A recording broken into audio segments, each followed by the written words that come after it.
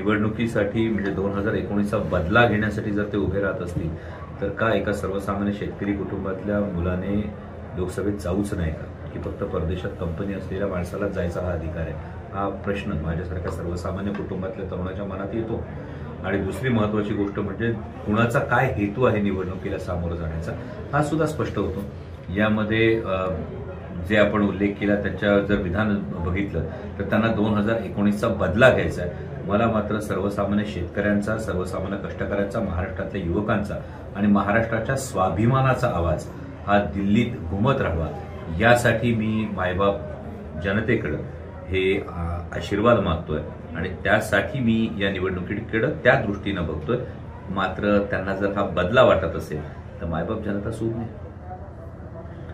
राज ठाकरे महायुतीबरोबर जातात, कितपत फायदा होईल काय?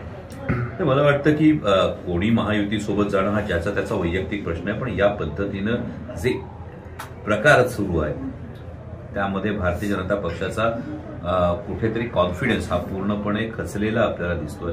एकीकडे अबकी बार 400 पार म्हणत असताना कुठेही त्यांना खात्री नाहीये की जेमतेम ते 200चा आकडा जेमतेम गाठू शकतील अशी वस्तुस्थिती आहे. आणि त्यामध्ये महाराष्ट्राची भूमिका ही फार महत्वाची राहणार आहे. त्यामुळं महाराष्ट्रातून आधी शिवसेना पडून झाली, मग राष्ट्रवादी काँग्रेस पडून झालं आणि आता महाराष्ट्र नवनिर्माण सेनेला सुद्धा सोबत घेत आहेत. आणि तरी सुद्धा अजून परिस्थिती म्हणावी तशी भारतीय जनता पक्षाला फेवरेबल आपण म्हणतो तशी अजिबातच नाहीये.